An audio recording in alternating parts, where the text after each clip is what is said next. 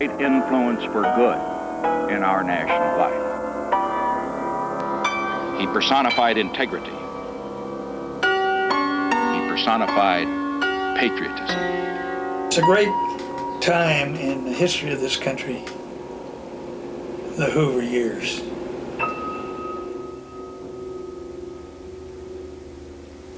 What a dreadful man. One of the most evil men America has ever produced. He raped America, he raped our Constitution. Nixon voulait pousser Hoover à la retraite. Il n'a pas osé. Avant lui, Johnson aurait bien aimé le remercier, il l'a maintenu. Avant lui, Kennedy et 3 autres présidents avaient voulu s'en débarrasser, ils ne l'ont pas fait. Hoover a été mêlé à l'affaire de son assassinat. Quel pouvoir avait donc cet homme?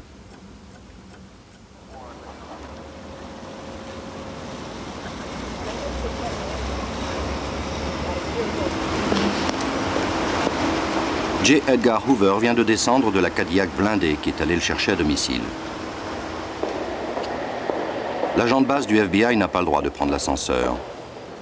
Il se maintient en forme en prenant les escaliers. Hoover est toujours tiré à 4 épingles. Pour compenser sa petite taille, il a des talons surélevés. Ces hommes ne peuvent porter que les couleurs qu'ils tolèrent. Ceux qui ont les mains moites ou la voix fluette sont écartés de sa vue, voire du service.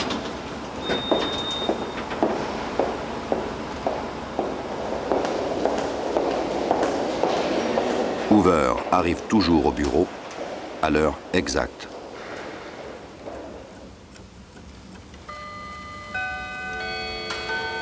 Pour mieux dominer ses interlocuteurs, son bureau est surélevé par une estrade.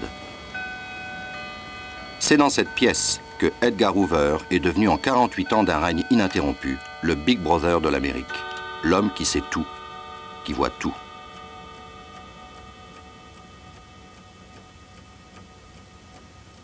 Né à Washington, fils d'un petit fonctionnaire et d'une mère d'origine suisse, des protestants stricts, il fréquente l'église luthérienne, puis le temple maçonnique. En 1917, diplômé en droit, il entre comme employé au ministère de la Justice. Il est chargé de surveiller les étrangers suspects. Il y fait tant merveille qu'il est autorisé à se faire réformer.